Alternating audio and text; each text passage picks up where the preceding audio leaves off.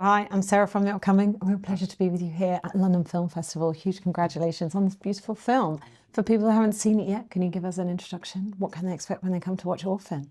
Oh, it's a movie called Orphan, and it's the story of a 12-year-old boy in the heart of the Hungarian 1950s. It's after the failed uprising of 1956, and this boy who was growing up with the idea of a father who was killed during the Holocaust has to come to terms with the fact that his real father is not at all this man, and someone completely unknown, a brutish, abusive man from the countryside who actually was hiding his mother during the war. So it's actually a very it's a sort of coming of age story in a context of repression. I believe it's a very personal story to you because it's actually, about your father's own history. Yes. So was this a film that you always had sort of bubbling up inside? Why was now the right time for you to tell it? I was already, after making Sunset, I was trying to make a film in English. That didn't happen, and I had my difficulties with the studio system, and still had some illusions. And at the same time, I was already trying to develop a movie that was based on my father's story, and because my father's story is something that I was very conscious of while growing up, and I knew it was a very difficult story, and I really had a hard time understanding how he could basically just go on in life with while learning such a big learning that his life, his origins were exactly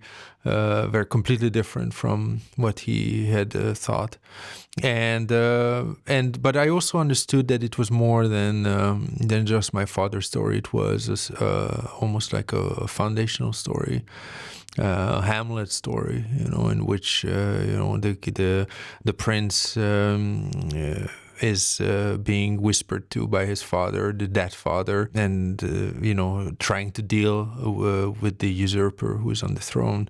So there's this Oedipal element that I could sense in my father's story, and I wanted to make it because I felt that this is much more than just a kid's story. In Central Europe, there is something more ancestral in it.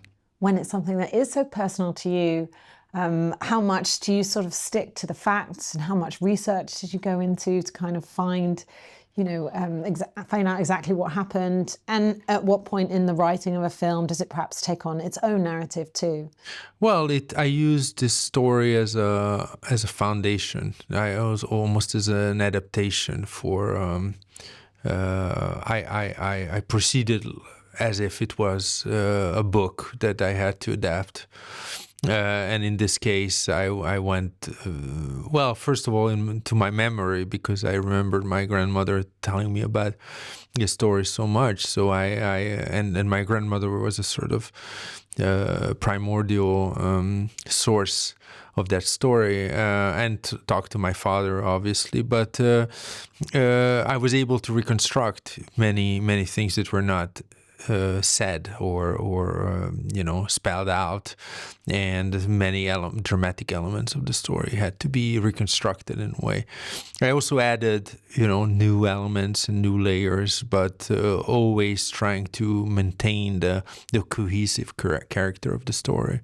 It was a long process, and it was a very difficult one, because I had to find the right distance. It had to be more than just it had to be.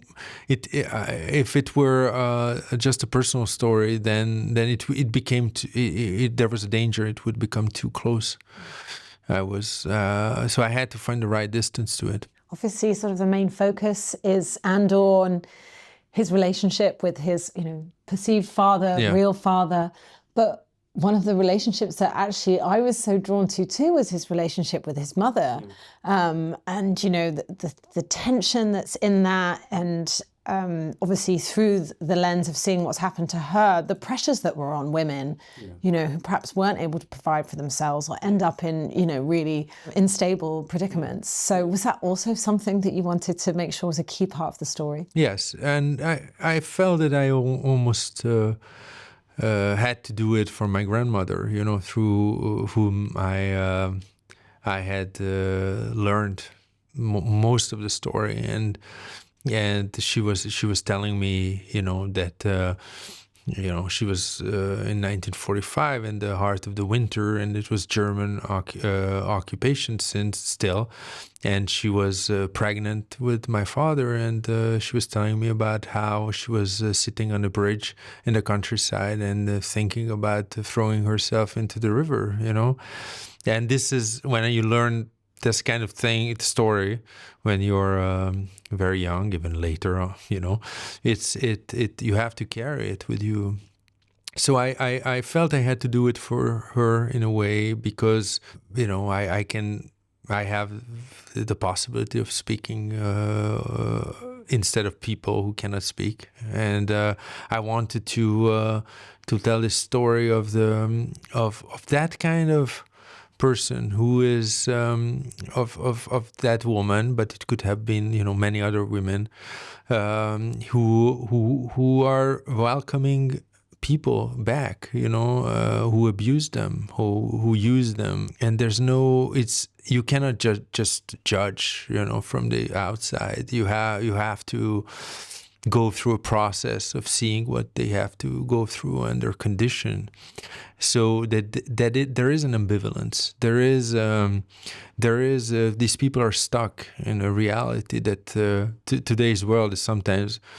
You know, today's world is very keen on judging, you know, very easily and splitting the right from the wrong, you know, very, you know, from a very safe, you know, area. But what I'm trying to do in my films is to recreate the difficulties of ambivalent situations. And in this case, the mother's story is a very important one, and it also, although the story is not told from her point of view, I think her relationship to her son, the relationship to this whole thing that happened in the past, is of a very rich, you know, layer. Also, you sort of resist perhaps, you know, what we can maybe expect from some films of sort of like a clean arc or a catharsis or moment of reconciliation. It's something sort of in a more grey area. And, you know, this sort of figure of the father that looms so large, and he's sort of brutal, but then there can also be tenderness there.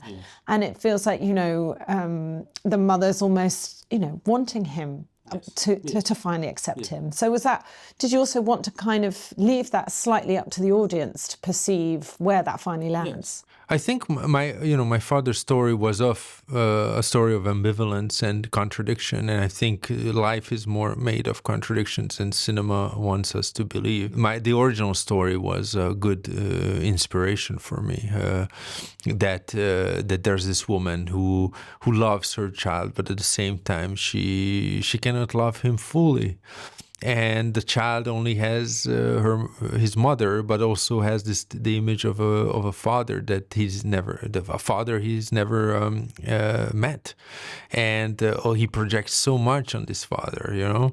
And then the abuser comes back, and the mother wants her son to live a better life, but also is full of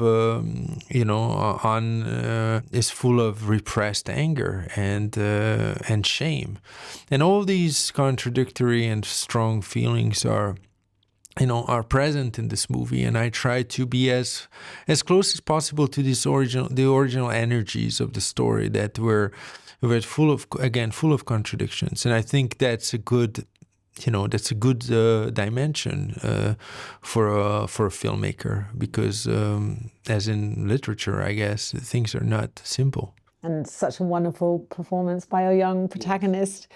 I understand it was thousands of young lads that you saw to find your Andor. So maybe we can talk about that process and why that casting was going to be so crucial to the movie. Well, I would say that in movies, half of the performance is determined by casting, at least, you know. Casting is so important, and we knew that we wouldn't be able to find a professional 12-year-old actor, you know, at this age.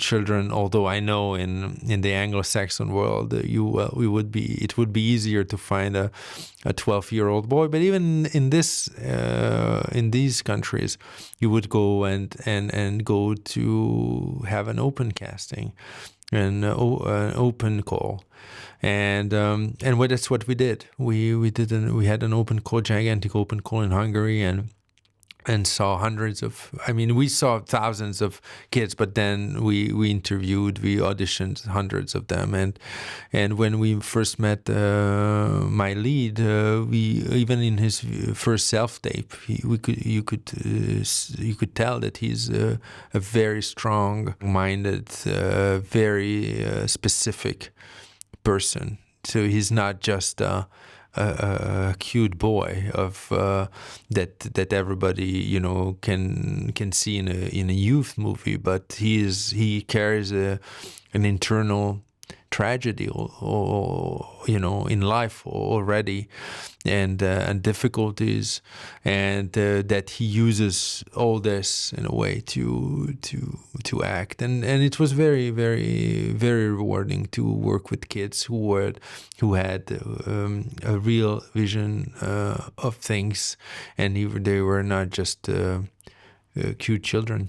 Yeah, and I was thinking that. I mean, it's a tough role for someone so young to take on, because I mean, through his eyes, we do feel throughout the whole film this simmering rage. Yes. and resentment. Right. So how did you kind of work with him to, you know, kind of capture that, but I guess maybe in between takes, you know, to have some downtime, and also, you know, for it not from to be something that he would take home with him, I guess? Well, I was lucky because my casting director, Ava, was very keen on helping him and coach the kids, basically him, but also the little girl, to coach them, you know, so to prepare them for the scene. So they were not abandoned at all between takes, and because I make, you know, very complicated shots, not always, but we make very complicated shots, so the kids have to learn the choreography, but they're very good at integrating those techniques of moving in space. It's not easy, you know, just move from one mark to another, and then when you have 15 marks to hit in different you know, time frames, then it becomes really complicated. So it was very rewarding to work with them, because they wanted to know the motivations of the characters. You know, it was interesting that they were very meticulous, you know, especially my lead, who plays Andor. He's very, very, very keen on knowing all the motivations, and that's helpful because he becomes a sort of professional without even knowing it. So that was very touching to have this kind of dynamic. And about the sort of approach to the production, I mean, everything's like so beautifully shot, and you have a lot of these sepia tones and then sort of flashes of color when you think of kind of like the fairground. Yes. And more often, I guess, because we're looking through Andor's eyes, you know, at a bit of a distance, you know, maybe listening under a doorway or seeing things between the crack in the wall. So maybe you can tell us a bit about how you wanted to capture his perspective. Well, I knew that it had to be told through the eyes of that boy, and I was interested in creating a world that's not just a given world that you would encounter, but it had to go through the filter of this boy who is still in a way in childhood, but also awakening to adulthood, and the repressive political system, the world of the adults, the weight of the past. All these things collide, you know, in his dimension, and it creates a very contradictory world. You know, it's soft and harsh at the same time. So with my cinematographer, we're striving to find the right, you know, colors and atmosphere and lights to create a contradictory world. Yeah, so it was we put tremendous effort into recreating this world, the Budapest of 1957. So we used old photography photographs to integrate them into mostly real sets. We integrated some digital sets, extensions to the sets, and it was I wanted to give a very immersive experience to the viewer, and that was the most important thing I wanted to achieve. It had to be not only a believable world, but also create something that that encapsulates the world of of childhood. In terms of what people can take away from the film, as we said at the beginning, it's a very personal story, but there's so much that's universal in that, particularly when we're thinking of, you know, still these conflicts that are happening around the world, or there's still generational trauma that we're suffering as a society from the Second World War. Yes, it's still and here. The kind of that idealism you perhaps have as a young kid, which does get tainted. But then on the flip side, you know, there is some kind of hope, like we were saying, in the relationship he has with his mother, and there is joy to be found, you know, deep inside. Yes, there is joy, and I think joy is most of the time not separable from the toughness, you know, of existence. So I guess there's a melancholy in this film in which the question of the movie is whether this boy can admit that this father that he just met is that he hates so much, this world that he hates so much, that is part of him, that he is not in him. In a way, the victim and the perpetrator are together, and he has to reconcile this. And in a world in which you know, it's easy to split and to judge and see in black and white, I think it's interesting. Do you go back to the real human experience in which it's not so easy to split? You have to integrate, and integration is always harder than splitting is easy, but integration is hard. So I guess that's the relevance of it. I think is kind of obvious. And just in a sentence or so, what does it mean to you to have the film here at London Film Festival? I've been here with all my movies, and I'm very glad to be back. And I lived in London for 7 years, and it's very touching and emotional to come back. And I'm very glad that I can show the film not only on digital but also on film, because we have a 35mm print that's going to be screened at some point, and I'm really proud that I can do that. Yeah, I didn't even get to ask you about that, but you always shoot on film Next as well, time. so that's a beautiful I always thing. shoot on film. Yeah, yes. And you can tell it looks absolutely stunning. Well, thank you so much for sharing all that with me. Thanks so much. And I really enjoy the rest of the time here in London. Thank you. Thank you.